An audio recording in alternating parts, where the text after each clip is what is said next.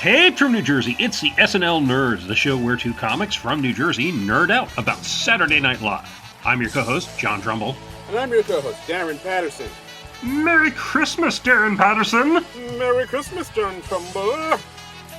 Should we do the entire podcast in this voice? I'd really rather not. Yeah, that's a bad idea now that I say it out loud. Yeah. I was just yes-anding you, because, that's the kind of guy I am, But sometimes you just gotta know but. Yeah. Yeah. No, but that sucks. So. But. Yeah, so. So yeah, how's it going, my good sir? The end of the year, SNL news abound. There's a big culmination of 2024 here. We're talking about this episode. It's all coming to a head. It's all here. Yep. That's it?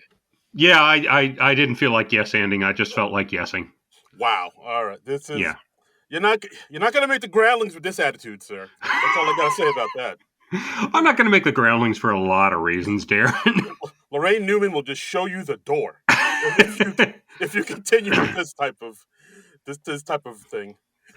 Yeah, but we've got we got a big show. We got a big time cast alum host for SNL this week. We got Martin Short hosting for his 5th time. Gee, I wonder if they're going to do anything with that.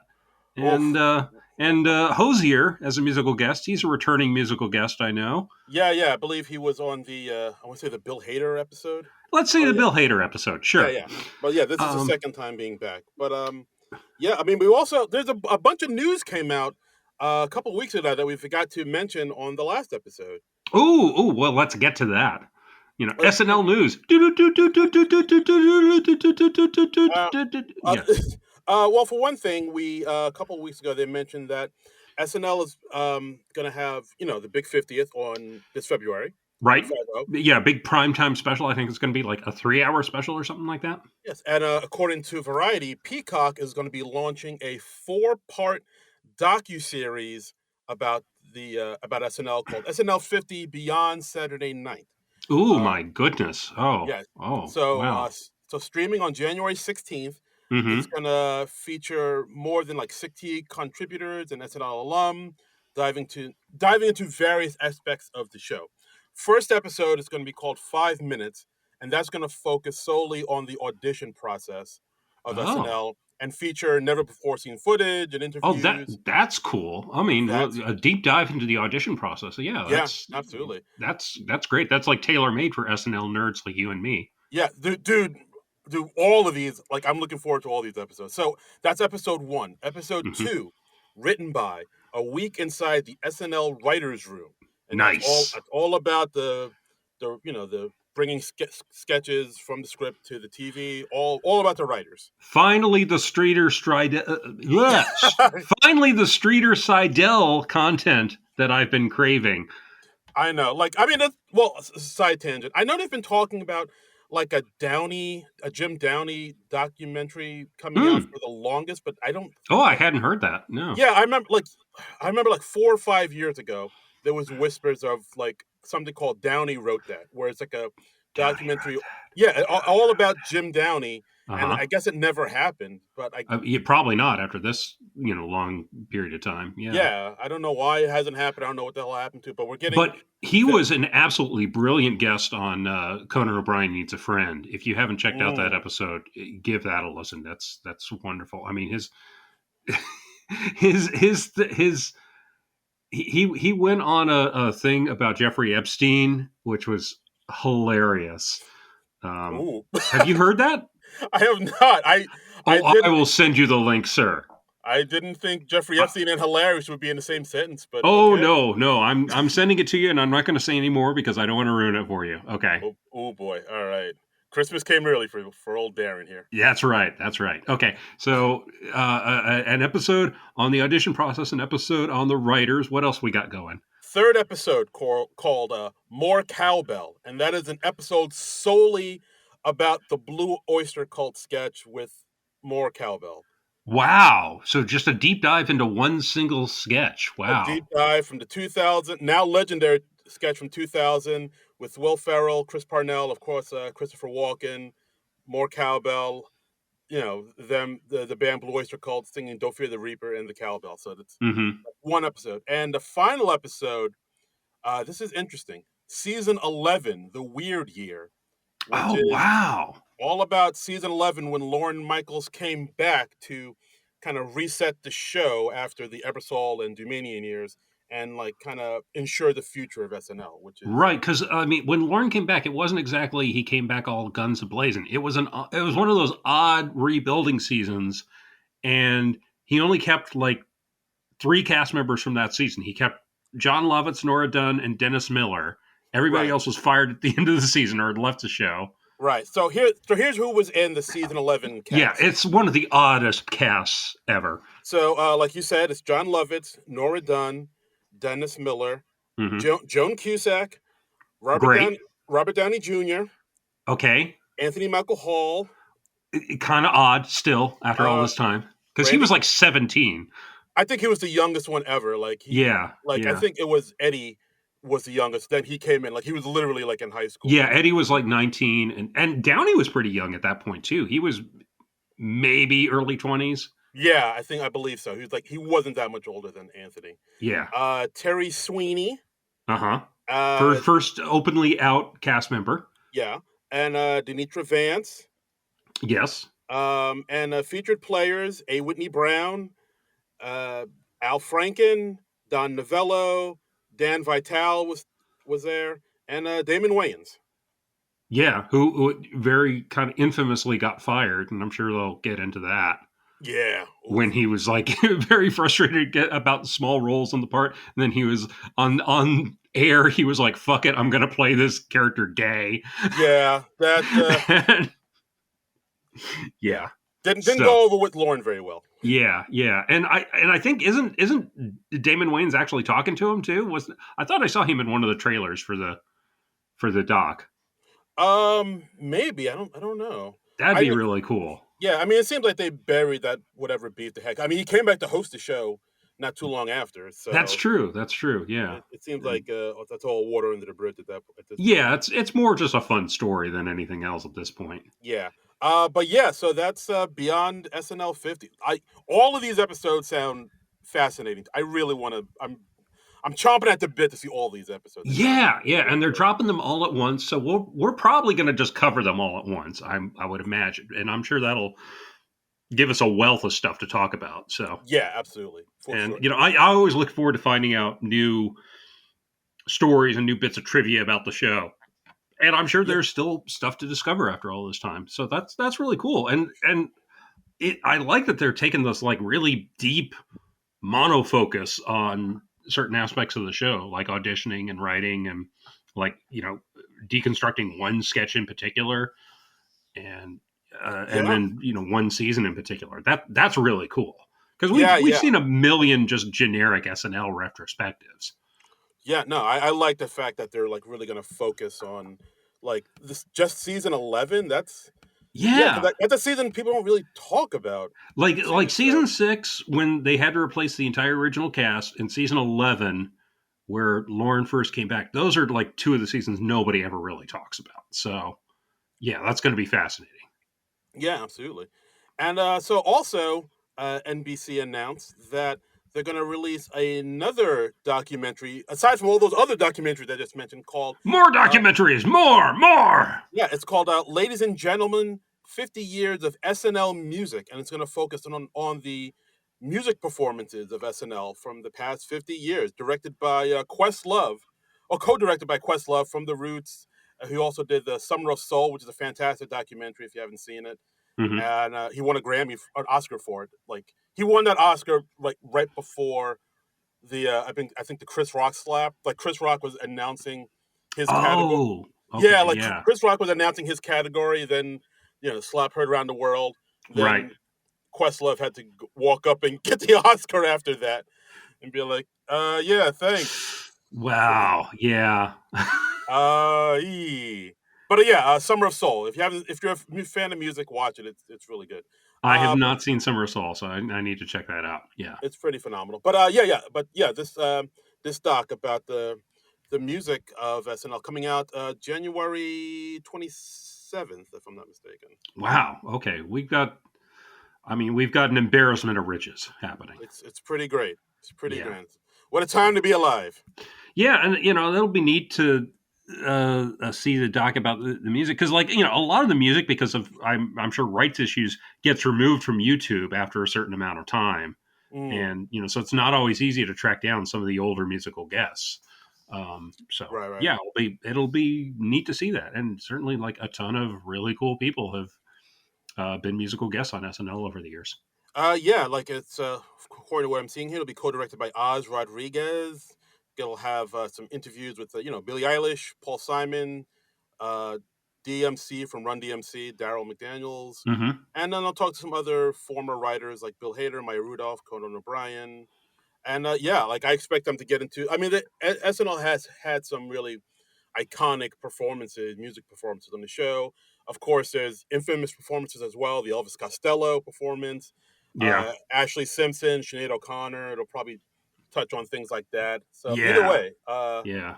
either way, I'm really looking forward to. I'm looking forward to this as well. This is January is going to be a chock a block of Wow. cool stuff to watch. And we might even have like regular episodes of SNL in addition to that. Oh So yeah, that yeah. that thing, yeah. Maybe if they have a host and musical guest we're not too impressed with, maybe we'll just shit can talking about the regular show and just focus on the specials. Who knows? Yeah, they brought up back Jacob Elordi, but so fuck that. We're going to talk about this documentary. Oh no, Elon Musk is back. Oh no, Oh okay, no! well we'll skip that. I know. Oh Ay caramba. but yeah, January. If you're an SNL fan, SNL nerd, it's going to be your month.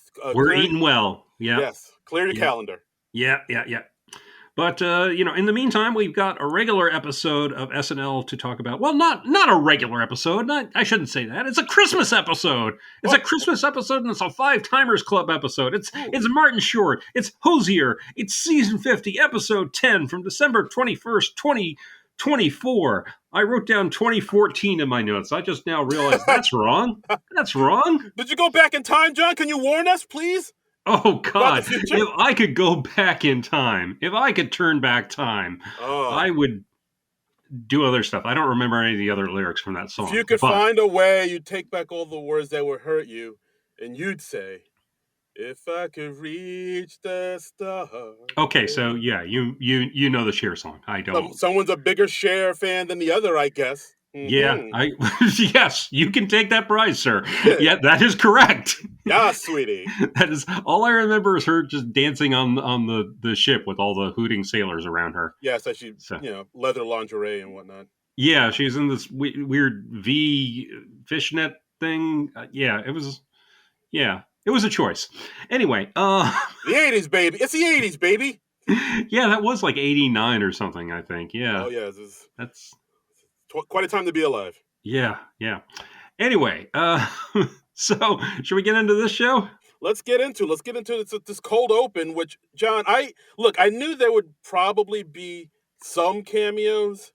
Yeah.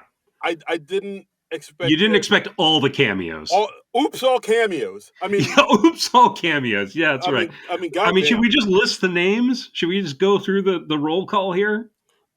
Sure. Let's do it. We got Tom Hanks. Yes. We got Paul Rudd. We've got Tina Fey. We've got Alec Baldwin. We got Scarlett Johansson. We got Kristen Wiig. We've got Melissa McCarthy and Emma Stone. We've got John Mulaney. And then the last one, Jimmy Fallon comes on as Jacket Boy. That's like 11 people. Yeah, it's wow. Nuts. It's nuts. I mean, it's so weird that this sketch that was done literally a quarter century ago, because Tom Hanks says, I invented this in December of 1990. And like Conan O'Brien wrote or co-wrote the very first Five Timers Club sketch. Right. And it's just become this thing because I guess just because every time a host reaches 5 times, they want to do a Five Timers Club sketch, and Lauren's like, well, it's a good way to get cameos on the show. And yeah, it is. I mean, yeah, according as the sketch opens, the cold open opens, we see Tom Hanks talking to the camera saying, yeah, he created the Five Timers Club back in December 1990 as an ingeniously lazy way to avoid writing a monologue. Not wrong. Not wrong. He's not wrong.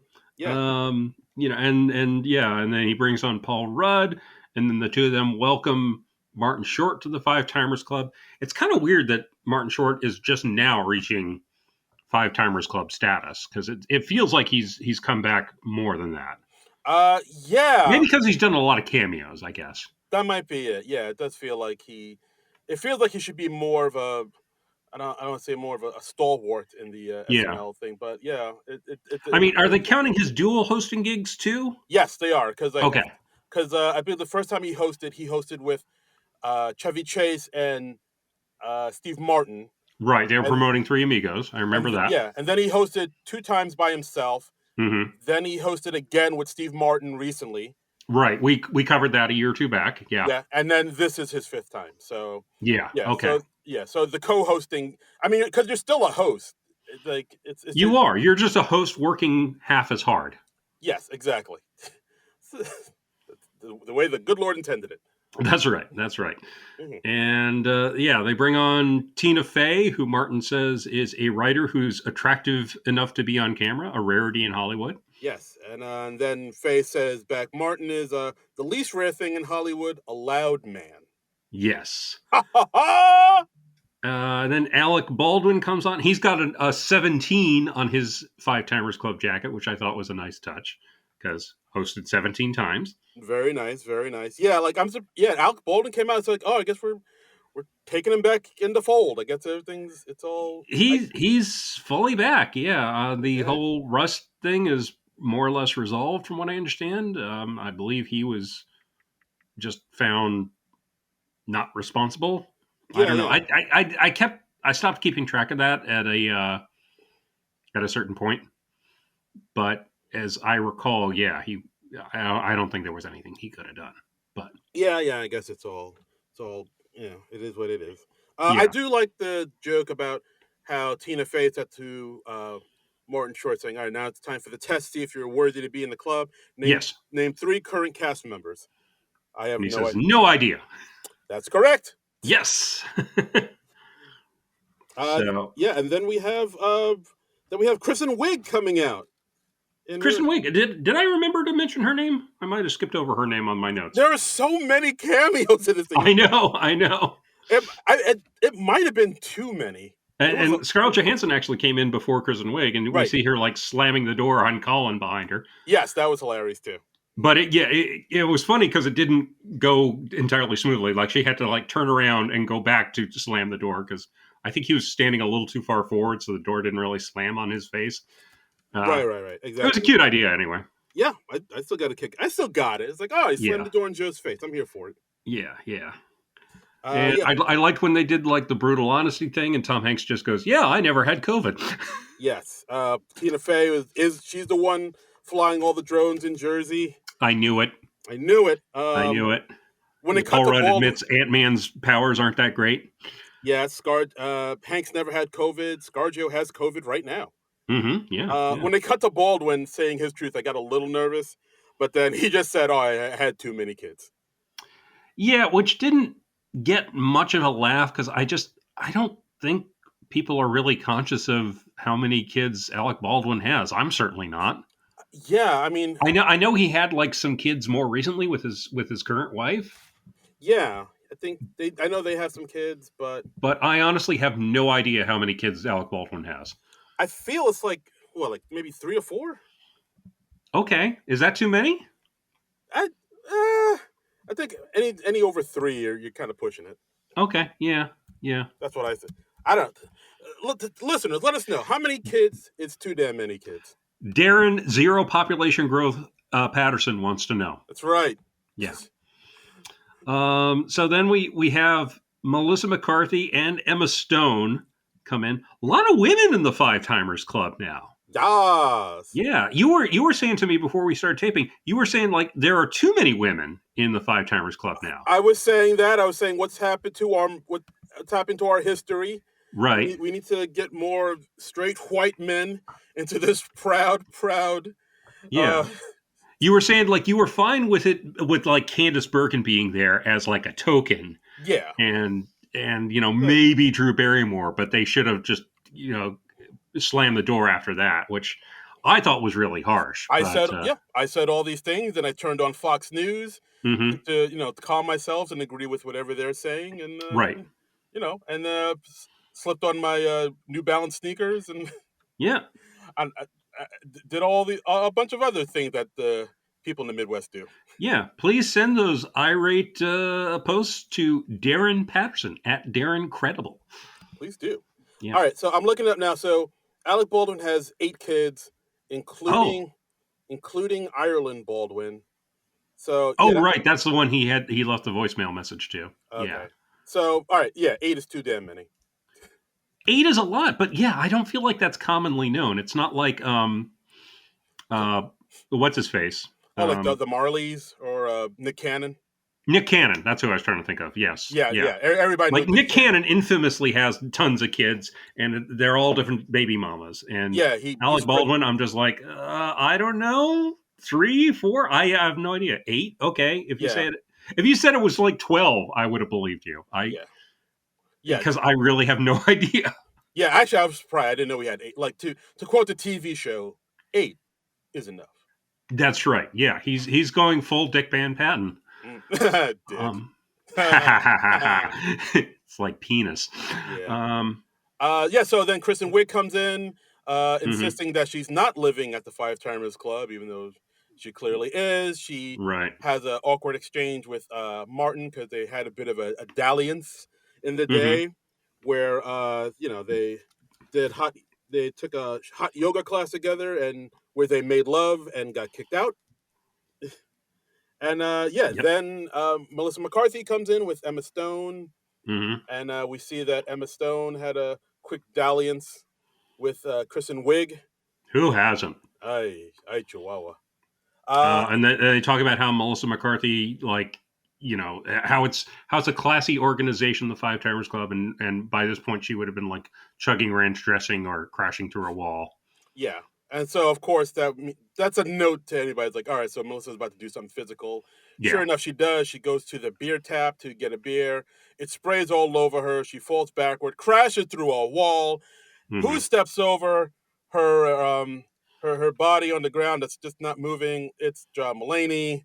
Yeah. Goes to the wall, and like for a minute, you can see Tina Fey kind of looking a little bit concerned for Melissa, like to see, oh, Uh huh. she okay? She even like mouths, like as she looks, she even mouths to somebody off camera, like, oh no, she's fine. Oh, I didn't see that. Yeah, yeah, I'll have to look again. yeah. Tina Fey looked concerned the way she took that fall, as John And Mulaney said, everyone else just didn't care. nope. And yeah, so John Mulaney walks in. He reminds us that he and Marty Short did a sitcom together 10 years ago. It honestly feels like more than 10 years ago that the Mulaney sitcom was a It thing. What is time? It felt like Yeah, a lifetime ago, but yeah, I guess it's just been 10 years. yeah, yeah. And and they say it wasn't good and no one liked it, and Yeah, pretty accurate. It wasn't all that great. I don't Uh, think I may have seen pieces of it, but I don't think I've watched a I whole. watched at least a couple episodes. Yeah, Yeah, did it? Nasib Pedrad was actually on it. She was like his kind of platonic friend, but you felt like they were probably gonna get her and Mulaney's characters together at some point. And Marty Short was like his showbiz boss, Right. and Yeah, I mean, the whole thing looked like they were just trying to be Seinfeld. Am I wrong in that? they were trying. It was like sort of an ironic Seinfeld. I Oh. like Ice T did narration on it. Uh? Like at the beginning, there was like a voiceover from Ice T saying like Mulaney is shot by on in front of a live studio audience because like he imitated Ice T in his famous Law and Order bit ages ago, and Oh. yeah, so he had Ice T in there. That sounds kind Um, of funny. Shit, maybe I should have yeah, watched. yeah. Um, Maybe I and should have watched this. Yeah. there was an annoying neighbor character who was like really genuinely annoying, like obnoxious. Oh, okay. Was it And that really brought the show down a few notches. okay? I know there was a comedian, Seton Smith, in it. He's like the black comic. Not He. him, not him. This was Oh, a okay. redhead dude, Oh, okay. Yeah, like redhead dude with a beard. yeah, he seemed to be like the George Costanza of the show. Well, I, he was more in like the wacky Kramer next door neighbor style. see, I would have thought Seton Smith would have been the wacky. Maybe I should watch Mulaney. Fuck. You can probably find some stuff on YouTube, like some Yeah. clips or All maybe some right. full episodes. I don't know. Who knows? Anyway, like I don't want to raise your expectations. It wasn't great. Mm. It did have problems and it was canceled very quickly. It didn't even reach a full season, I'm sure. Yeah, I remember that. It was just it's grand opening, grand closing. Yeah. Yeah. Okay. But yeah, then of course they live from New York is Saturday night. Oh, no, they bring out a Jimmy Fallon to give mhm. him his jacket, to give Martin his jacket. Of course, in Right. his size, a woman's small, Yeah. and Have some trouble getting the jacket on him. yeah, I don't know what happened there. I don't know. I don't know. There was an arm issue. Yeah. Yeah, but I don't know. I'd have to see the replay. yeah, of course, Martin is overwhelmed, saying, "Thank you so much. I truly do love some of you, and So much. Yeah. so Yeah. much." And live from New York, a Saturday night. Wow, it's quite the cold open. About almost 10 minutes. Yeah. Um, uh, I did get a kick out of it. I will say, yes, you could say it was all cameos. Yeah. Um, it, I mean, they kind of admit up front, yeah, it is a lazy way to do it, and it is gratuitous cameos, and they call that out. So yeah, I do have kind of mixed feelings about it, and it's yeah, like, well, what else can you do with the Five Timers Club at this point? yeah, that's true. You know, it's like I really don't know. They've done just about every variation you can do, and it's really just about the cameos at this point. Yeah, I mean, it was a bit gratuitous with the cameo. I mean, I would say beyond gratuitous because like no other Yeah. SNL cast member. Well, Bowen came in as one of the waiters, but he literally had no lines. He just Uh huh. delivered a drink to Tom Hanks and left. Yeah. Uh, yeah, it is totally gratuitous, but I don't know. I guess because the energy of the audience, the audience was really hot for this episode. I will say that, They were. Yeah. Yeah. and so like maybe that's it. The energy kind of was able to sort of carry this cold open across, and Yeah. it did Yeah. have some good jokes in there here and there. I'd say. Yeah. Yeah. Yeah. I mean, look, I'm not really sorry to see any of these people except maybe Jimmy Fallon. Um, Yeah. Oh yeah, he's here to. He has to go host a game show and laugh at his own jokes. yeah, not And wrong. yes, and then Martin Short said, "Well, at least someone's laughing." Yeah, yeah. Pow! Let's talk about the Martin Short monologue. Monologue. Um, he's Martin Short. You know, he always delivers a good monologue because he's. I mean, he can deliver a great joke and he can deliver a great vicious joke. I liked his line. He's saying like, you know, Lauren and I are like Trump and Elon Musk without the sexual tension. Mm-hmm. Um, and we have Sarah come out, and then you know she's soon joined by Bowen, Ego, Keenan, and Heidi, and she's saying like they don't really have the holiday spirit. Yeah, Sarah comes out saying how she's bummed out. Hmm. And then Martin consoled her saying, "Well, don't worry, that haircut will grow out." Yeah, yeah, And she says, "I wasn't talking about my hair." Well, you should yeah, have been. yeah. And then yeah, Marty sings a little song. He sings to the tune of "We Need a Little Christmas, You Need a New Prescription." Yes, and then it goes backstage, basically singing about how, yeah, the next year is going to be a mess. So stock up on them drugs, kids. Get Yeah, on well, you still can. while you Yeah, still can. because yeah, our access to needed medications is going to be very limited, apparently. I liked that when he went backstage, we saw some showgirls, Yes. and we see Abraham Lincoln actually talking to Jesus, which I thought that was kind of cool. Yes. I liked when Martin Short went back to Santa and he like picks up the kid off Santa's lap and just tosses him down the hallway. Yeah, And that got me because I legit thought that was a real kid for yeah, a second. So when he picked him up and threw him, I was like, "Oh God!" And then like, "Oh wait, no, that's a dummy." yeah. It's like when it throws it, you're like, oh, that's obviously a dummy. But they very cleverly positioned it, you know, so you just see basically the clothes and you don't see the kid's face, but they dubbed in a voice, so you totally think for a moment, you know, for as long as you need to, oh, that's a real kid. Yep. Yeah, that was good. I mean, it's always fun when they start with a song. So Yes. and Martin Short can deliver that. So Yeah, yeah, absolutely. So then keeps going backstage. He runs into Fallon and Lorne, talks right, to Lorne saying how he smells good. He didn't know Jack Daniels made cologne. right. And then he Kisses Fallon. just hard and sweet on the mouth. Yeah.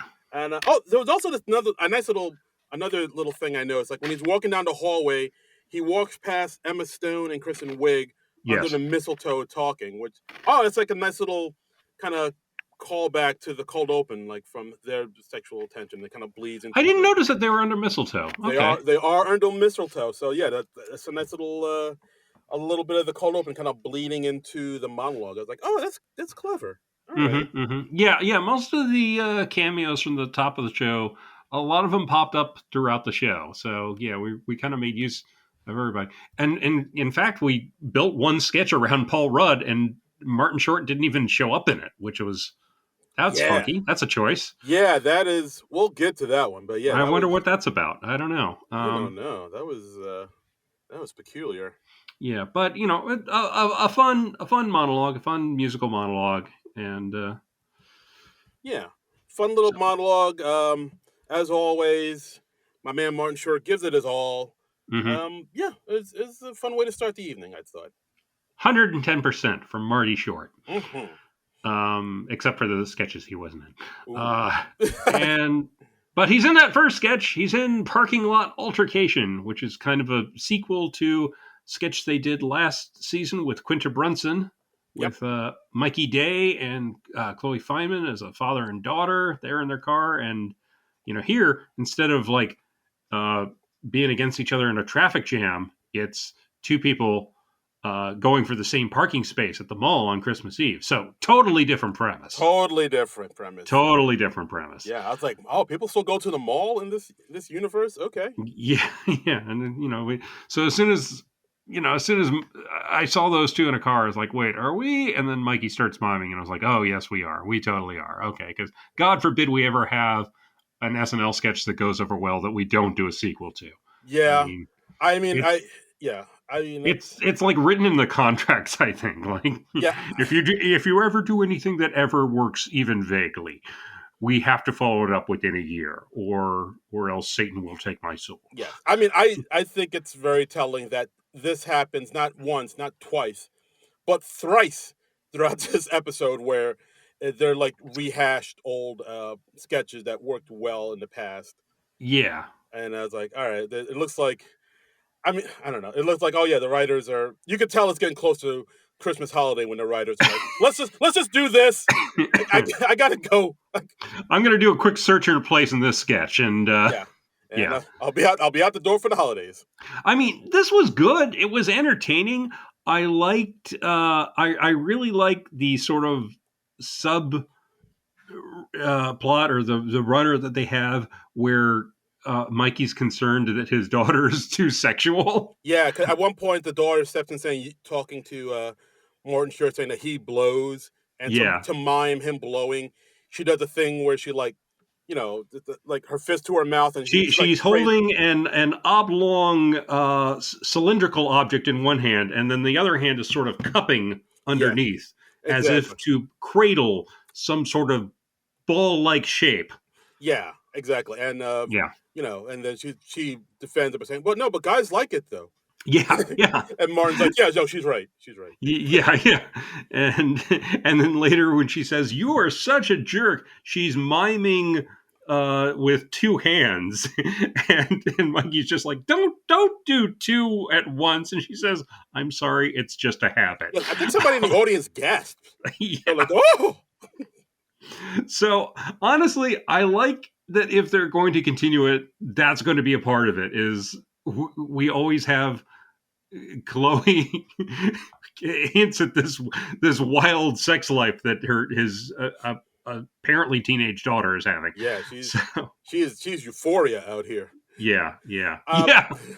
But yeah, then it ends a lot different than the first time they did it. Where True. Yeah. Martin Short's because up until this point they're kind of doing the same thing. They're saying like "screw you," and Martin Short's like Yeah. But then it ends with like, well, if you don't listen to me, maybe you will listen to my wife. And Right. then we have Melissa McCarthy right next to Chloe outside their car, Right. basically telling them, if drive away now or I will kill you. Yeah. My face will eat your face. And then she takes a big swig of coffee, spits the coffee on the window, and then rubs her boobs against the window. Yikes! And we see Chloe just basically losing it. Yeah, at one point after she rubs her boobs on it, she licks the window too. Yeah, I was like, she wow. does. Melissa McCarthy, she goes hard, man. Hard in the paint. Yeah. I mean, what do we even say to that? That's how you end the sketch. Yeah. Just boobs. I mean, Melissa McCarthy, like, the woman is game for pretty much anything. I don't know if there'd be anything where Melissa McCarthy would be like, no, I'm not doing that. That's not appropriate, or I don't feel comfortable doing that. Melissa McCarthy is just literally like, yeah, sure, I'll do that. I'll smear my boobs on the glass on the coffee tainted glass. Sure. Yeah. I'll put them on the glass. Sure. Yeah. Yeah. I mean, yes, this is a sketch we've seen done before, but like, I still laughed. I still got some good laughs. It's still entertaining. It's only the second time they've done it. It's not as good as the original one with Kenneth Brunson, because that one has the element of surprise to it. Right. As soon as you know what they're doing, you're like, oh, okay, I know how this is going to go. So yeah, exactly. But yeah, so like even though I knew how this was going to go, they still peppered in enough stuff there to sort of keep it fresh and new. And the Melissa McCarthy of it all, I mean, my God, that I think that put it over for sure. Yeah. So, all right. So next we have a pre-tape in Act of Kindness, where Heidi Gardner, she's a woman on the street doing her last minute Christmas shopping. She passes by a homeless man played by Keenan. She drops like a little tiny gift, and he gets up to give it back to her, and she is so touched by that, she decides to take him out and make his life better and give him a fresh start. Yeah, it's like, what can I get you for Christmas? How about a fresh start?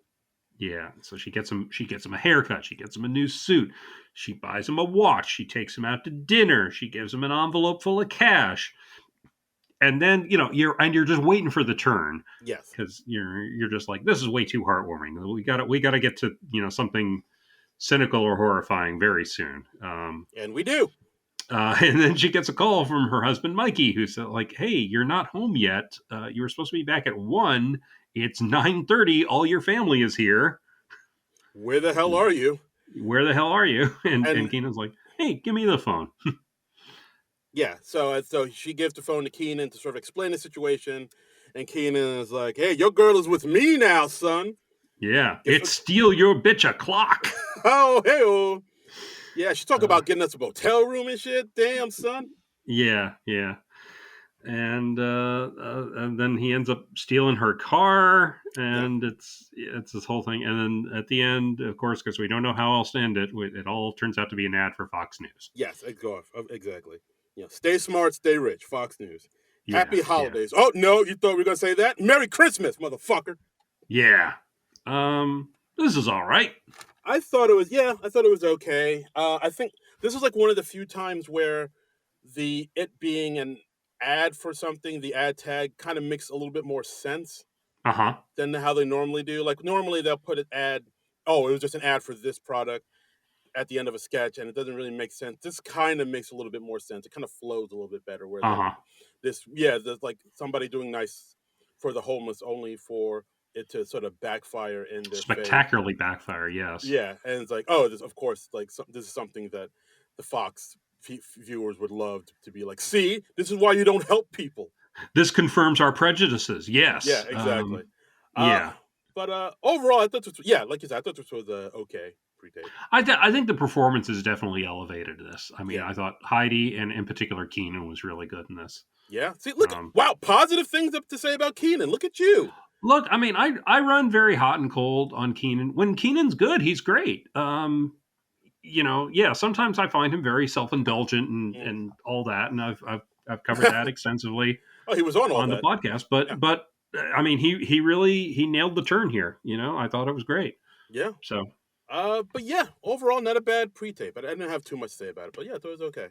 Okay. All right. Let's move on to the next sketch. Christmas Airport Parade, or the fuller title that they gave on air was the Cibo Express Christmas Week Airport Parade. Right. This is the second sketch where they basically just repurposed an old sketch they did before Mm-hmm. on the Jason Momoa episode, where it's like Yeah. everybody rushing, the airport for Thanksgiving. Now it's the airport at Christmas time, where Yeah. we have Bowen and Ego as two TSA agents, sort of presenting all the people you see at the airport during Christmas time as like it was a parade type of Yes. thing. So for those of you playing along at home, this is our second retread sketch of the night, but not our last. No. Uh, so yeah, we have Bowen and Ego as the TSA agents hosting, and they just introduce lots of people by their character types, which SNL loves to do. We got Dismukes as the nervous flyer whose edible kicked in too early. Yeah, we have Sarah as somebody who can't wait to eat their stinky food on the airplane.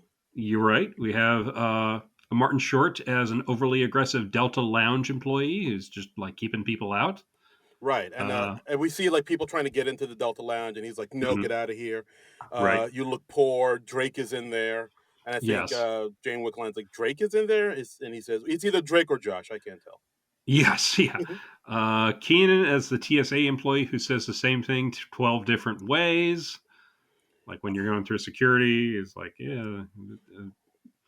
Yeah, we Yeah. have Kristen Wiig on a woman who's sitting on a motorized suitcase, and Yeah. her Who just kind of. accidentally sat down on the motorized suitcase. And Yeah. Then we have who do we got? We got we got Paul Rudd trying to get into the Delta Lounge. yes, as And he's like, himself. It's like yeah, as himself, playing himself, he's like, I was the sexiest man alive. And they're like, oh, excuse me, did Tim Allen die? Tim Allen. Which is, that was funny just because it was so random. Yes. We We have have yeah, we have Chloe is a white woman who's somehow going to make the flight about her. as you do. Mm-hmm. Then we have some express spa masseuses there. Yes. We have Longfellow and Padilla and And Devin. Devin. Just giving people dry massages in the airport. Yeah. And speaking of dry, Longville's delivery at the end, that was terrific. He was like, let us put our hands on your body. Please let us touch you. Yeah. I was like, Yeah. man, why don't they put on Longfellow more? He's so good at his dry delivery. I feel like I didn't see him that much this season. Well, it was such a jam-packed show with celebrity cameos. Yeah, a lot of people were very underserved. I think the only place we saw James Austin Johnson was in the Martin Short monologue when he was Oh. playing the psychiatrist. Yeah, I mean, wow. there were a lot of people that we just saw like once, and that was it. Yeah, I guess you're right. Wow. Yeah, of Uh course I'm right. Never question me again. yes, sir. Apologies. Then we And had let's see, we have Heidi and Emil as a woman who wants to join the Mile High Club, and her boyfriend who does not. yeah, it's like I don't know, dude, just do it. Bang her in the airport. What's the problem? Why do you need a bed? Come on, man. I know. Wow, that sounded really like frat bro of me. But yeah, I mean, a little peek into Darren's life there. Okay, bro, she all wants to right. bro, she's down for it. Just do it, bro. Just bang her, um, bang her on the JetBlue, bro. and let's see, we had Melissa McCarthy popping up as a gate agent having trouble with the names, and she's Yeah, I think at one point there was somebody named Gina Sodry, but she pronounced it Gina Sodry, sure, yeah, as you do. as you do. And Tom Hanks reprising his role as Captain Scully, Mm, Captain Sully. that's Why did I right. say Scully? I don't know why I said You Scully. got X Files on the brain. I guess so. I'm in a Fox Mulder sort of place. Uh, Yeah, and so, and then lastly, and most strangely, we have a group of passengers who just arrived from Turkey who got cheap cosmetic work done. yeah, then we see Marcelo and the rest of them dancing around, and Marcelo's got a fat old ass. He's got butt implants, Yeah, so yay. yay, good for you with your Yeah. fat ass donk. Is he playing Domingo again? He might. I detected a bit of Domingo energy from him. Ooh, very possibly. No, I think he was just playing another character with that same energy. That's kind of his Okay. All go-to, I right. guess. All right. Another over sexualized Spaniard. Yes, So yes, absolutely. okay. So I would so on this. Um, yeah, it was okay. Yeah. There were enough jokes there that I was like, all right, that's kind of cool, that's kind of funny, but nothing laugh out Yeah, loud. So nothing that blew me away. yeah, Nothing that, like yeah. I think this is the example of when you kind of rehash a sketch and it doesn't go quite as, and you don't fresh it up as new as you did like the parking lot sketch. Right. As like the parking lot sketch kind of did it right, this one kind of did it eh, Wrong. wrong. Exactly. Wrong. Incorrectly. Yeah. Okay. So, but you know who didn't do things wrong was our musical guest for the week, Hozier. Yes. He did two numbers as you're supposed to do, as is expected of all SNL musical guests. Apparently, Yeah. he did Too Sweet and Fairy Tale of New York, and I liked them both. Yeah, yeah, very good. Too Sweet. It's a song off his new album, Unreal, Unearth, Unending. It's called, Mm.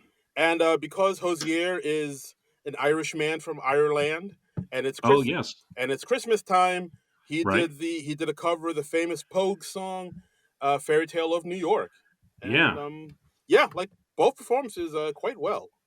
I yeah. thought. I like Fairy Tale of New York, and it's not a Christmas song that I hear so much that I get sick of it. So yeah, Yeah, I think it's one of those things. I didn't realize that song was like such a big deal to some yeah. people, but like, yeah, I think it's like one of those things like a lot of people are maybe sort of starting to discover now, or maybe it was Hmm. like a big deal in Ireland this whole time, but like now, like it's making its way to the states. With like, oh yeah, the song in Fairy Tale is like actually a lot of people really like the song. It's like a real big deal to them, and Yeah, I can see why. It's a sweet little melody. yeah. I saw they changed the lyrics up a bit because they're in the original song they do drop an f-bomb in there, and Oh, then do they? I was not aware of that. yeah, Like again, I haven't heard the song enough that I know it by heart, so I didn't yeah, notice the change. So yeah. Like if you look at the lyrics of the original song, there is a word in there that isn't quite great. So I think they switch it up to "you're a scumbag, you're a maggot, you're cheap, and you're haggard." And you can see ooh. like one of the singers kind of give a wink during the because they switched up the lyrics, but yeah, So yeah, it's a little Doors "Girl We Couldn't Get Much Higher" moment. yeah, I got giving it to the man Ed Sullivan. yeah. Girl, we can't get much higher. Can you dig Girl, that? we couldn't get much better. Can you dig that? But yeah, Hoser or Hosier, or however you pronounce it. Hmm. Like, I don't know too much about him, but like his performances are quite good. So I don't know, maybe somebody I Yeah. should get to know a little bit more. Yeah, I don't know him terribly well myself, but I liked him on this, so yeah, I should listen to more Hozier. Yeah. Will I? Probably not. Nope. And no reflection on him. It's just I don't listen to a whole lot of music. We fear change here on this. We fear change. Like it's like when I'm in the mood to listen to music, I'm just like I'm going to listen to the song "Straight Time" from Elvis Costello's 1980s album Trust. That's what I'm going to listen to on YouTube like half a dozen times today. Discover new music. Bah. Psh, that seems like work. That's right. I'm gonna listen to Fleetwood Mac's "Rumors" again.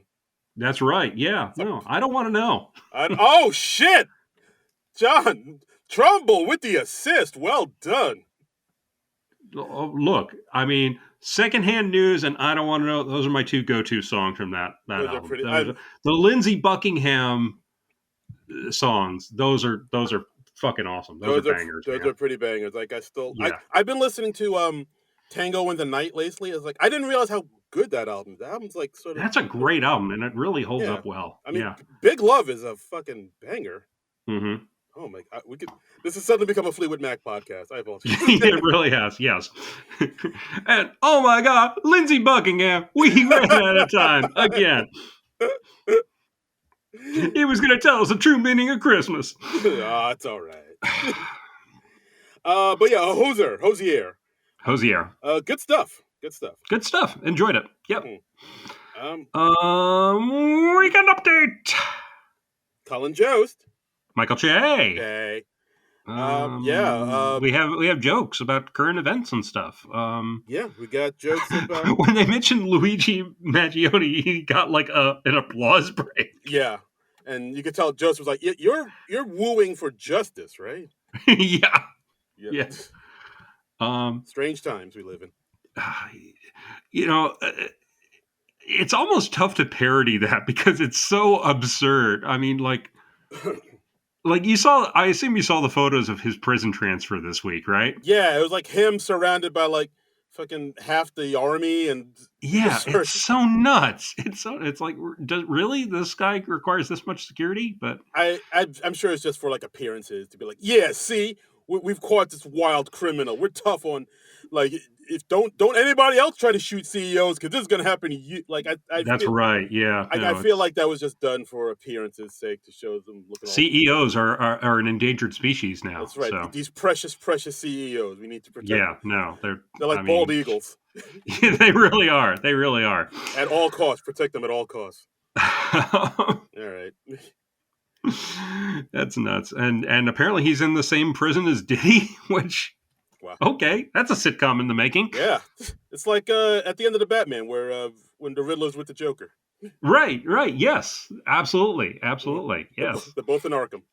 Yeah, yeah. And, Uh, Poison Ivy's like, oh no, Mr. Freeze is my roommate. Oh no. Wackiness ensue when Yeah. can these two opposites get along?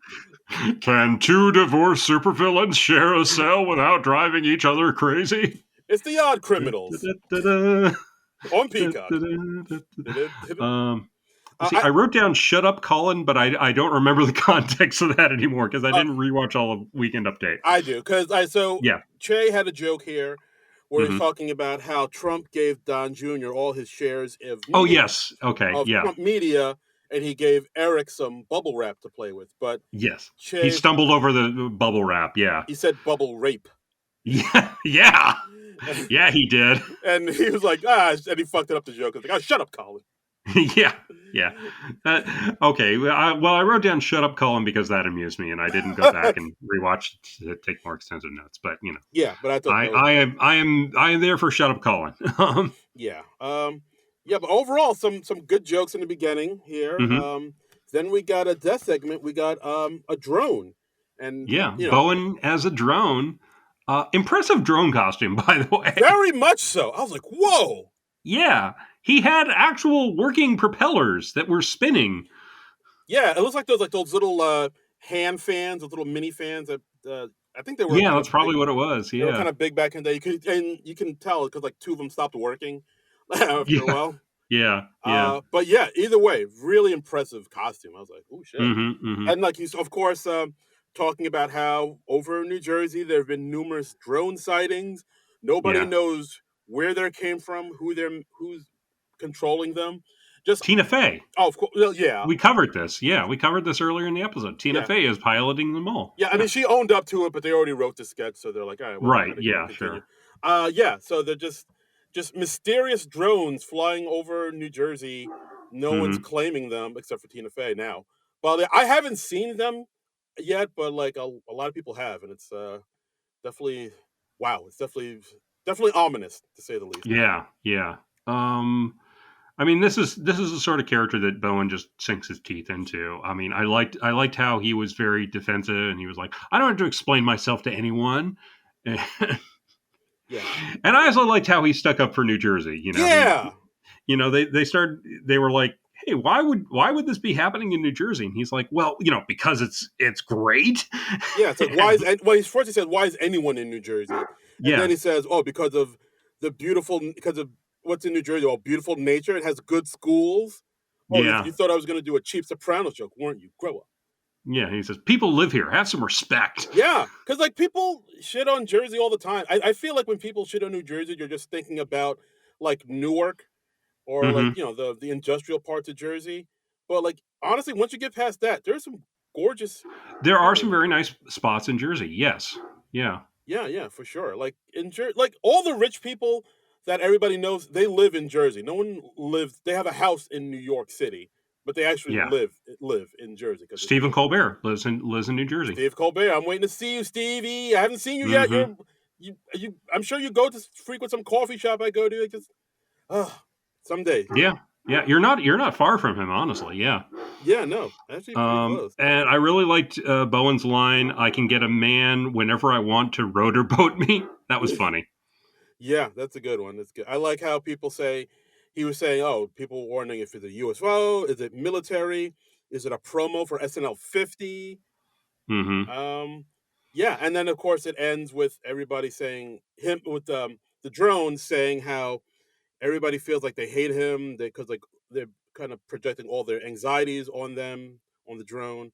Kind of feels like Elphaba from Wicked, and then he Yeah. ends it, of course, singing the big song from Wicked. Yeah. Yeah. Which Bowen is in. He's in the movie, so He is in the movie.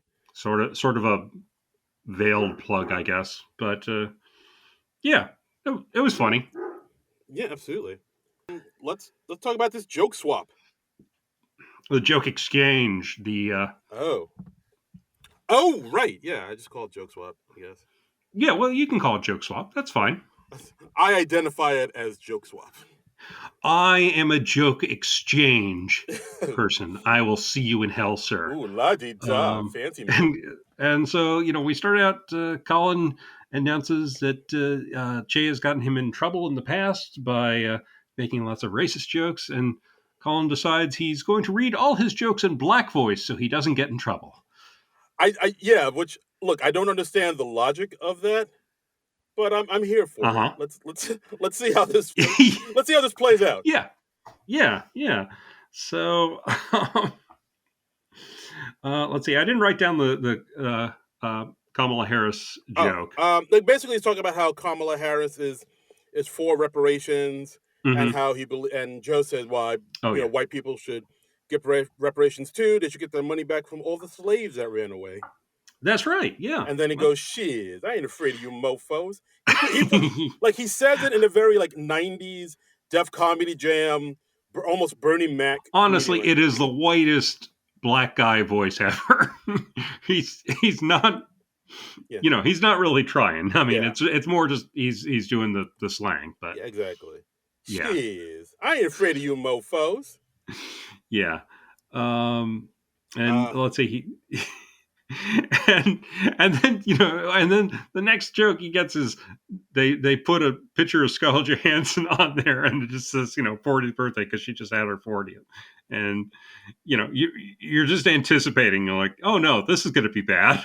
Cut, and then they cut to Scarlett Johansson backstage, actually Right, watching with the joke that Jost is about to say, right, like and live on air. which really nice touch. That was a great touch. And yeah, And yeah, he says, Scarlett Johansson just had her 40th birthday, which means I'm about to get out of there. I'm just playing boo. But hey, Jost had a couple that he gave to Che. He says he has Che make a joke about Moana 2. He says because there's nothing like my old friend Jeffrey Epstein used to say. There's nothing like an island adventure with a teenage girl. Right. And then of course he ended with saying he would never sleep with a girl as dark as Moana. Yeah. God damn. And he also says, hey, you know what? I'm going to address the elephant in the room. Jay-Z is innocent. He wasn't at those parties, and I know because I was. Diddy, we bad boys for life, baby. Yeah. He says, I will say to Diddy, I'll say the same thing I always said at those parties. I will help you get off. Oh God.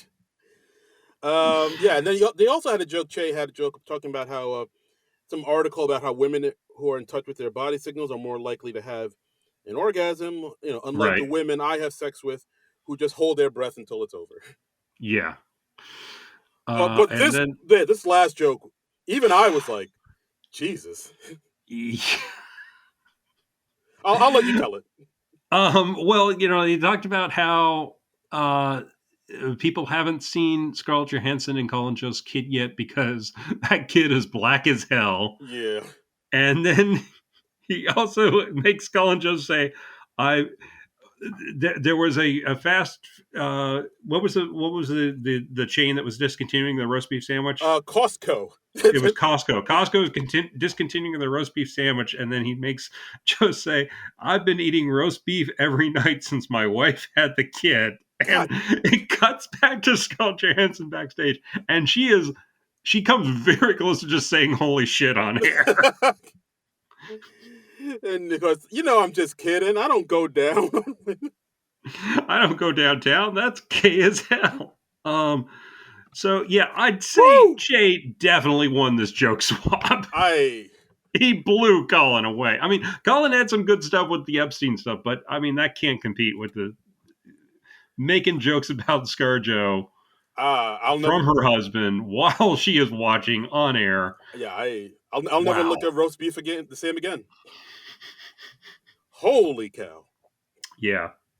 Like that. I also can't believe that Scarlett Johansson's 40. That doesn't seem right somehow. Yeah, no, big four. Yeah, I mean, but that was the joke. I feel like I'd need to run it past her first before I went with. I was like, look, all right, Scarlett, it's just a joke. I have this joke idea. Just hear me out and see what you think. Yeah. It's Well, about your vagina. Just hear me out. Hear me out. hear me out. Hear me out. Hold on. But yeah, wow. I mean, what else can you say? I caramba. I don't know what to say Yeah. after that. I'm speechless. Yeah, and so is she. But yeah, weekend update, final one of 2024. Yeah. Going out with a bang. Indeed. Oh, in more ways than one. Yeah. So from there. Yeah. It feels like time for another repeated sketch, right? Yes, absolutely. It's about that time. Steal your bit the Yeah. clock. So it's a Sabato Gigante Christmas special. And was this one they did with Paul Rudd before? No, the first time they did this was on the Nate Bargatze episode. Oh, that's right. Okay. Very recently. Yeah. Okay. So it's like a Spanish language game show hosted by Marcelo. Yeah. And Paul Rudd is just this random guy in the audience who like wins a drawing and he's brought up on stage, but he's very confused as to what's going on because he doesn't speak Spanish. Exactly. Like he missed his flight out of Miami. Instead of a voucher, he got tickets to this show. Right. So now he's on stage and he's like seeing all this madness around him. A Dracula in a Santa hat. Right. A Miami Frosty, which is not Right. not a sex act. It's like Frosty the Snowman melting in the But Miami he's melted. sun. Yeah. And Dana Carvey, because this episode didn't have enough cameos. Yes. Just one more cameo. Yeah, Dana Carvey looking kind of like Bill Nye. Not Bill Nye the Science Guy. What's the guy who's in the question mark jacket? The Riddler. Not the Riddler. Oh, damn it! I was gonna say the Riddler. Oh yeah, isn't it Bill Nye the Science? No. Is that Bill Nye? No, Bill Nye just has a regular lab coat. There's another guy. Oh yeah, glasses, and he's got. Anyway, you know who I mean. But he looks like a Spanish version of that guy. I want to say Beekman's World, but that's not true. Yeah. Oh, Matthew Lesko. Okay. And Baby Jesus punches Rudd in the nuts. Yeah, muscular Baby Jesus. Yeah, and he ends up winning a new family. Yes. So I don't know if we really needed to bring this back. We did. This felt like it. I don't know. Like this again. This is like a sort of an example of where they bring back a sketch, they repurpose it, and they just kind of went through the same beats. Yeah. And also, I think Paul Rudd kind of played it. He played it like he was more put out and annoyed by everything that was happening. Where I think Nate Bargatze played it more confused and bewildered by everything that's happening, but still kind of willing to go along with it. You know what I mean? Okay. I didn't go back and compare it with the Nate Bargatze one. And obviously I didn't remember it well enough. I was like, did Paul Rudd do this before? This seems like something Paul Rudd did before. No. And but yeah. Like at one point he says like, oh, I feel like I've dialed customer service and accidentally pressed 2 because you don't understand anything that's happening. And it basically hits on a lot of the same beats, the same madness, the same I guess like Power Ranger playing a trumpet at one point. But it didn't feel very fresh and new. And the fact that Martin Short isn't in this at all was like, oh, is Martin okay? What's happening here? Yeah, that was odd. Yeah, that was. Yeah, because like look, I'm always happy to see Paul Rudd in most anything. But yeah, it was just weird. We have a whole sketch without the host. Yeah, because like I think that has happened before. I think I remember seeing online somebody from the SNL network mentioning last time this happened was during the Dave Chappelle episode where they had that hailstorm sketch. That was like a slice of life sketch, and Dave Chappelle wasn't in it. It was actually a really good sketch. It was probably one of the best ones of that night. But yeah, it is odd to see a sketch without the host, especially on the host's 5th time hosting Right. episode, which is like kind of off. I was like, oh, is Martin okay? Is he all right? Yeah. Is he is So he ill? yeah, I could have done without this personally. Yeah, I would say this would be the weakest of the night for sure. Hmm. Um, and then finally we have Peanuts Christmas, Mm-hmm. which is just the Charlie Brown Christmas. They're rehearsing the Christmas pageant. We see a live action version of all the kids dancing around, and that's entertaining. I mean, Yeah. you make a live action Peanuts Christmas tableau. I'm going to enjoy that. That's just fun in and of itself. I wasn't too nuts about it as a sketch. Honestly, I found that them dancing as the Peanuts character the most entertaining thing about this. Yeah, I that was cute because like, oh yeah, I remember that from seeing the Hmm. Peanuts Christmas special over and over again as a kid, and like, yeah, Yeah, they did kind of match the movements pretty well. But then comes out Martin Short as Drake Tuttle, who's the new pageant director, and he right. basically plays a like a bombastic, flamboyant,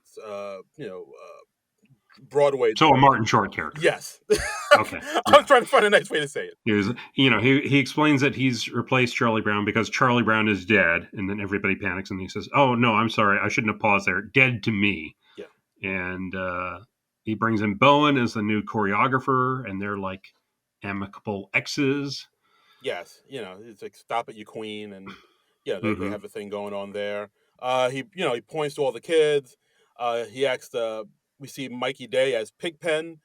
Hmm. He tells him his name is Pigpen, but of course Martin mishears him and he calls him Peg Penis. Yep. Pig Penis.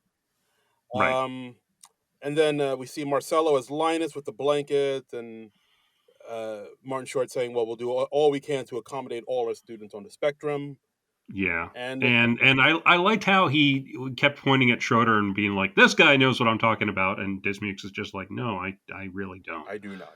Um, And then we have Keenan as and then they Snoopy. just decide to, yeah, and then he just decides we're going to focus on the Beagle who can play the guitar. Yes, because he's cool, and Right. And they ask if he's a boy dog or a girl dog, and he says, "Do I look like a bitch?" yeah, does Snoopy look like a bitch to you, baby? Um, I don't know. This didn't really go anywhere. I think. Yeah, like I mean, the fact that it's all right, it's a Peanuts Christmas thing, and we've all Yeah. seen it. That's cute, nice little nostalgia. But Right. yeah, there wasn't much there. They really didn't Yeah. make it I mean, well. I liked seeing everybody dressed up as the Peanuts characters, and some of the casting was really excellent. I mean, Chloe as Sally was terrific, and Sarah and Heidi as the two twins who were bobbing their heads back and forth. That was fun, and Yeah, uh, seeing Mikey as Pigpen and Dismukes as Schroeder. Yeah, that's all good. it's all good, but yeah, like but after that, they really didn't have much of an A idea. sketch to go with it. Yeah, exactly. They're like, oh, let's Yeah. just send up Martin out there as a flamboyant director, and he'll Yeah. make hay out of it. Or and I mean, it's no you're a rat bastard, Charlie Brown. yeah, that's the That stuff. that's the stuff. That's the stuff. Yeah. So So yeah, kind of ended on a weak note, I'd say. yeah, weak way to end the night. But there was a pre-tape that was cut for time. Cut for time, and it's kind of amazing because like so much production value in this thing. Yeah, like why didn't this make it in? Why didn't this make it into the show? And they just like cut the peanuts. I mean, because they had to spend the better part of a day doing this because it's like extensive makeup and sets and special effects and Right. I mean and another celebrity cameo, and it's really remarkable that this ended up being cut for time. Yeah, a lot went into it. So this is basically pre-tapes called "How the Grinch Stole Christmas." We see Right. Martin Short as the Grinch, Mm-hmm. and it follows the story of the How the Grinch Stole Christmas. He has a little He's like his dog with the one antler on his head, who's like right. like He's CGI. stolen all the gifts from Yeah, Whoville, and CGI'd in there. Stole all the gifts from Whoville. He sees that the Who's are still celebrating without the gifts. He has a change of mm-hmm. heart. His heart grows 3 sizes. So he takes the sled back down, gives all the gifts back to the Who's, and he Get goes. to the turn. Get to the I turn. know. We'll We know get you're there. going to do something freakish. Hold on, hold on. So yeah, so he goes to put the tree on the no the star on the top of the tree, and Right. like I noticed how incredibly sharp the star looked. So I was like, Oh, I'm sure that's nothing. yeah. Yeah. And yeah, of course, the turn is the star falls off the tree, impales one of the Who's on the head. Right. Blood. So we just get a bunch of Who's in Whoville dying in hideous ways. So it's very much either a retread or a reprise of the Christmas Carol sketch they did with Steve Martin and Martin Short a couple years ago with all the people. But again, a little less funny because it's less surprising. Yeah. Yeah. One of the bells falls. One of the huge giant bells falls on one of the Who's and splits Mm-hmm. them in half. Blood goes everywhere. The mayor of Whotown, like stumbles against Whoville, sir. Whoville. I How I dare I you? apologize. How dare I you? apologize for the Seuss fans out there, the Seussaholics. Yeah. Yeah, he stumbles into the all the numerous plugs in one outlet. He electrocutes himself. His eyeballs pop out of his head. Yeah. Yeah. Yikes! And yeah, so basically, the Grinch accidentally ends up killing and slaughtering a number of the Who's. But he tries to play it off like, "Oh no, it'll be fine. It's okay. It'll be fine." And then at the end, he's like, "All right, well, maybe I'll just leave." The game, Mm-hmm. the Chiefs game is on. I'm a big Chiefs fan, and he tries to leave Yeah. and escape all this, without But taking. then Cindy Lou Who says, "No, wait a minute, wait a minute. You have to deal with my cousin or sister or whatever it was." She says, "Lucy Lou Who," and Lucy Liu comes out as her Kill Bill character. Yes, or Oranishi, aka Yeah, Cottonmouth.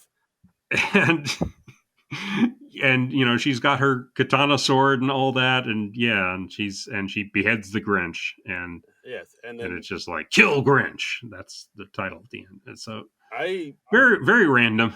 yeah, Just it's random, but I kind of like this one. I kind of wish they kept this one in and gotten rid of the maybe Sabado Gigante or yeah, I mean, my main reaction was, I can't believe they cut this because this is so much production in this thing a with the lot of sets and the costumes and the makeup. I mean, we're making up most of the cast as Who's, and Martin Short is in a Grinch costume, and and not like a furry costume with like the face open. No, he's got Grinch makeup on and yeah, a lot went into nuts. it. Yeah, like a lot of money Yeah. went into this. So it's like the Batgirl movie because they spent all this money into it and then they just shelved it. hmm Yeah, yeah. It's like, who wrote this sketch? David Zaslav? Yeah, Got him. Fuck yeah, you, CEOs. oof, Um, that's right. Luigi Mannioni, get him. uh, yeah. Wait, did we just endorse him to get killed? Oh shit! Maybe we shouldn't have. All right, I said that Yeah. in jest. I'm kidding. I Get him in a non-lethal yeah. way. Get him in a Yeah. get him in the courts. Yeah. Through our Get him during a roast battle. yeah. Get him. Get him. Uh, uh, get him a sternly worded letter. Yeah, that'll show him. Yeah. Yes, the power of the And written maybe word. he can finally release Coyote versus Acme. Yes, for God's sakes, just put it out there. I mean, Will What the hell are Forte you needs to doing? work. Yeah. God damn it. I mean, we'll cover that movie. Yeah, damn straight we will. Yeah. Absolutely.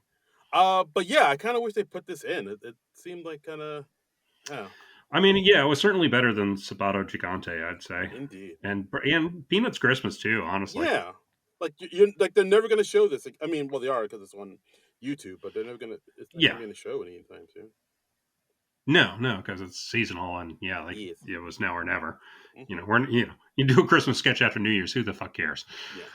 Yeah. So And but yeah, overall, not a bad episode, I'd say. decent, little too repetitive, peaked early, lots of celebrity cameos Yeah. and with the good and the bad that implies. Yeah, they kind of blew their wad with that cold open, just showing everybody that you're Yeah, gonna see yeah, later on throughout the night. yeah. So All right, I don't know. Should we see what the people think? let's see what the people think because I put out the word on Blue Sky and on Twitter because I refuse to call it X and on Yes. Facebook. All right, all right. Let's see. Over on Facebook, our friend Sherry Fesco says, apparently, according to the Saturday Night Network, there were like 5 sketches and pre-tapes cut. I think that is a lot. I feel like the sketches were a bit on the long side, which I did not mind, but that would explain the cuts. I think they spent more time with the behind the scenes shots than usual, which I always love. And also, the extra time on the good nights was very cool. And they always seem to cut them off. And I am such a geek. I love to watch them talking and who is hugging who. It is fun. Yes. Oh, Sherry Fresco, I appreciate your positivity. Yeah. Sherry Yeah. Fresco. Yeah, look at Yeah. you. She's cool. We like her. She's A-okay. So Um, Boardman gets paid. Lee Hot Lion saying 10, mhm. 10 out of 10. The way John loves puppies in sketches. Oh, you do love your puppies, John. I do love puppies. I'm an easy mark for puppies and Yes. sketches. The way John loves puppies and sketches, I love gratuitous cameos. Even though there were as many guests as cast members, which, yeah. Pretty much, yeah. Yeah, Sabato Gigante is trying to be the new What's Up with that. Not sure if it works yet.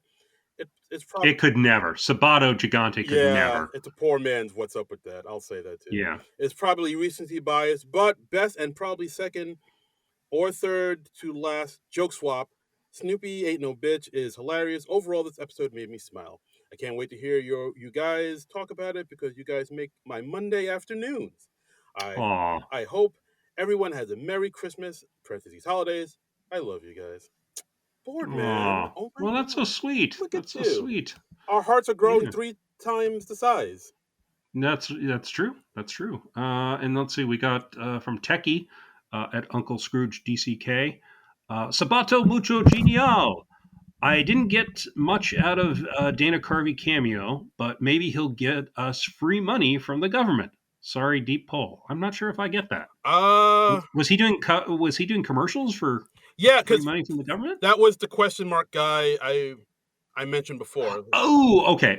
Matthew Lesko, the question mark guy. He had he came out with those free money books. Okay. Well, that's where I know him from. That's where you know him from. And then Techie continues, Martin Short brought the energy, definitely. Have a great holiday. Oh, thank you. Thank you.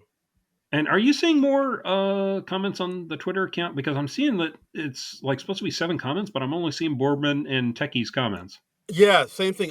It says we have 7 comments, but I don't see 7 comments, and that's weird. And this is why we're leaving Twitter. We refuse to call it X and making our way to Blue Sky, people. Hell of a railroad you're on there, Elon. Yeah. Very nice. Yeah, I don't know what's going on there. Don't particularly care because we're getting away from Twitter. We talked about it before the recording, and we think after the new year we're just gonna we're not even gonna do the Twitter comments. So yeah, if you want to comment, hit us up on Facebook or Blue Sky. Absolutely. As we see here on Blue Sky, we just got a tweet from John Ananias at Burtonesque at Blue Sky saying, talk about top heavy episode. This one started off powered by celebratory giddiness and gratuitous guest star glee. Love seeing the likes. Lots of alliteration. Yeah, there. I know. I almost stumbled there. Love seeing the likes of Johansson, McCarthy, and Stone again, and I was thrilled and taken in by how the night was kicked off. Then things dipped in a big way post-monologue. Oh, shit. Having 2 sketches with no Martin Short was alarming. It was Sabato Gigante and what else? He wasn't in the pre-tape with the homeless. Oh, that's true. Yeah, that's true. Okay. Yes. This is Martin Short, plus he'd have fit well somewhere in Sabato Gigante. And much of the night was given over to tired retreads again. Joke Swap was gold again, though especially with the absolutely perfect cut to ScarJo watching. Agreed. I'd say the Joke Swap was sketch of the night. And we also got something from Blue Sky from Tony, and it's just a GIF of a Arby's roast beef sandwich. Roast beef sandwich. Ooh. Well done, sir. Well done. God damn, that roast beef joke. 100% no notes. Yeah, that roast beef joke. My God. Jesus Christ. That went hard. Jesus. Damn. Yeah. Woo! So, I mean, it's hilarious. It's a hilarious joke, but god damn. It's a hilarious joke and quite the mental image. Wowie zowie. So, it's too bad we couldn't get like a Please Don't Destroy thing Yeah, for last show of the year. yeah, they haven't made much of a impact They've so been far. really light this season, and Yeah, I don't like that. I am not for that. yeah. What's going on with that? Yeah, that's I don't care for that. No, Yeah, don't no, care. don't care for that at all, Oh, sir. dear. No, sir, I don't like it. Yeah. And Um. that's the episode, guys. Mm, That's how we end 2024. Oh, well, actually, not so. yet. Well, the Oh, new. oh, wait, wait, oh, oh, wait, Whoop, oh, whoop, oh, hey, whoop, oh, wait, oh, oh, oh, oh, wait, hey, oh, oh, hey, I'm doing. hey. Give me, I was gonna say, give me. I said that's how SNL ends 2024, but we Oh, are not gonna end 2024 just that's yet. right. We're rolling on. We don't take weeks off. No, Except those times we take weeks off. exactly. Yeah. Because it's the holiday spirit and because SNL is going to be off, we're going to do one last episode before the new year, and we roll Mm-hmm. into a new year of uncertainty and most likely horribleness. We're gonna Yeah. we're gonna kick it up, end this year with some holiday cheer, goddammit, some happiness, some Yes. joy, glad tidings for you and yours. We're Yes. gonna talk about the movie from 2003, Elf. Elf. Elf. Elf. Will Ferrell. Ed Asner. Zoe Deschanel. Uh, Other people probably. Bob Newhart's in it. the late James Caan, the late Bob Newhart. Yes. Yeah. Peter Dinklage is in that motherfucker. Isn't Mira Steenburgen in it? Yes, I believe she is. She plays the James Caan, James Caan's wife, I think. yeah, Yeah. the lady love. Yeah. But yeah, the movie Elf, the movie I'd say like pretty much launched Will Ferrell's. I won't say it launched his career, but definitely sent him into like the next level of his career. Like it made him like a bankable movie star, I'd say. Yeah. Yeah. Hard to believe this movie is like over 20 years old now. That's nuts. Because I still think of it as like a recent movie, but wow. No, 2003. Like I mean, I'll probably mention it on the podcast, but yeah, earlier that year in 2003, he came out with Old School, and then he ended this year with Elf. Yeah, Mm-hmm. so like 03 was his year, pretty much. And That's a good year. yeah, That's and a good then year. next year in I think February or something like that, he came out with Anchorman. So he was on quite the roll, Mr. Early 2000s Will Ferrell kind of killing it. Yeah. You couldn't tell him nothing. Yeah. So yeah, Elf. I'm looking forward to it. I remember seeing this movie a couple times and really getting a kick out of it. Haven't seen it in a while, but I'm hoping this will, warm my cold heart to Warm the cockles. yes, warm the cockles, and Right. bring a little joy into my world because yeah. Because Darren, we need a little Christmas right this very minute. See now this song I don't know the rest of it too. Yeah. Right. I don't know if I know Candles any in the other. Spinet. Is that the next one? Sure, let's say that. Candles in the Spinet. Yeah, we need a little. That can't be right. It probably isn't. No, but I don't really care to Google it right now because we're nearly at the end of the show, Darren. That's right. Exactly. Let's finish this motherfucker and say thanks for listening to us, guys. So much. Thank you for listening to us. We'll be back next week. We'll be covering Elf. Let us know what you think of Elf. Yes, and what we should give our socials. Oh yeah, we haven't done that. Let's give our socials. Let's do that. Yeah, follow us on the socials. Yeah, you can follow me at Darren Credible, DARIN Credible, Twitter, Instagram, Blue Sky. Do me on Blue Sky. I'm getting more into Blue Sky. So yeah, everywhere that you can find social media, I will be there at Darren Credible. Yes, except that Musk place. Yeah, Blech. I'm pooey. I wash my hands upon it. Yeah, I'm slowly weaning myself off the Twitter teat. So yeah, no, I've largely done that. I'm basically only going on Twitter to like double check the comments, and soon I won't even be doing that. Okay. So where can people find you, sir? Oh, you can find me on Blue Sky and Instagram at Trumbull Comic. That's TRUMBULL and the word comic. I'm also on Facebook and stuff, and yeah, find me there. That's where I'm hanging out. Yeah. In the cyberspace world. Yeah, and as always, you can follow the podcast at SNL Nerds Show. Oh no, that's Twitter, so don't do that. So, but follow us on Blue Sky at SNL Nerds. SNL Nerds, baby. Yeah, we got the cool handle there. That's right. We didn't have to settle on the SNL Nerds Show because somebody else had grabbed it years before and then never posted with it ever. That's right. We're staking our claim on it right now. That's right. We've staked our claim. We own it. It's ours, free and clear. Bam! Boom! Pow! Eat that. Yeah, suck it. Yeah. Yeah, suck it long and suck it hard. We're getting very aggressive. We really are. You blow. You blow.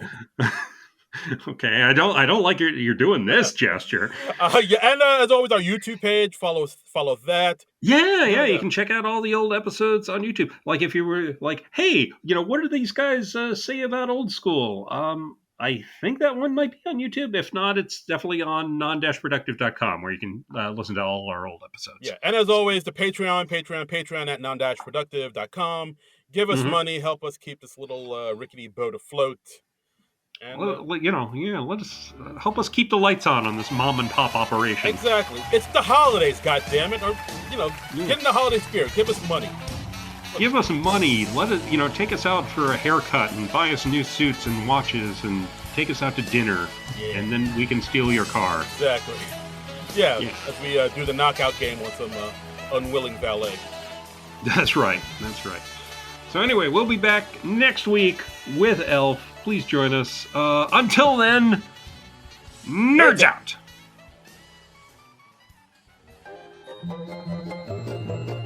This has been a non-productive media presentation. Executive producer, Frank Hablawi. This program and many others like it on the Non-Productive Network is distributed under a Creative Commons Attribution Non-Commercial No Derivatives license. Please share it, but ask before trying to change it or sell it. For more information, visit non-productive.com.